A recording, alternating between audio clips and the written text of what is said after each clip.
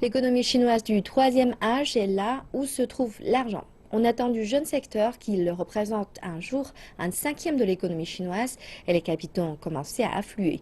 Mais ces investissements seront-ils être rentables? CCTV mène l'enquête. Les secours d'urgence sont un service de base dans les établissements de soins. À présent, de nombreuses personnes âgées l'ont à domicile. Cet appartement à Nanjing dispose de tels équipements. La société qui opère ce service était une firme de technologie de l'information. Elle est entrée dans le secteur des seniors il y a 3 ans avec un portefeuille de 400 millions de dollars d'équipements et de services de soins aux personnes âgées. Nous appelons le marché de la retraite 90-7-3.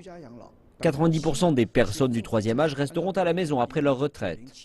7% d'entre elles seront couvertes par les communautés sponsorisées par le gouvernement. Et 3% paieront pour des services de soins haut de gamme aux personnes âgées dans des établissements de soins.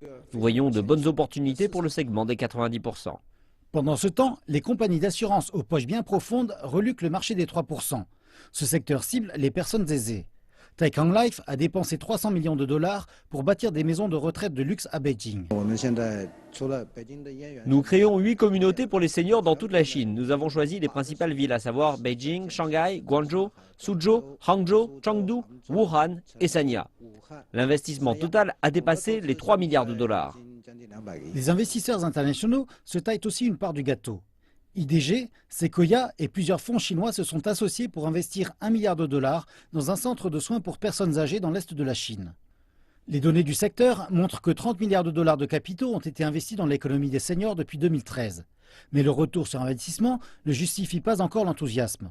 Cependant, les investisseurs demeurent confiants. C'est un investissement à long terme, mais aussi un secteur non cyclique. 80% de nos projets sont à présent au seuil de rentabilité et nous pensons que l'affaire sera viable, en progressant avec de solides retours sur investissement à long terme. Le temps est compté pour que les décideurs politiques chinois affermissent leur support au secteur de l'économie des seniors du pays. La politique chinoise de l'enfant unique est finie, mais il n'en va pas de même des retombées. Et ceci parce qu'alors même que la Chine fait face au problème du vieillissement de sa population, le déficit national des retraites du pays représente d'ores et déjà 30% du PIB.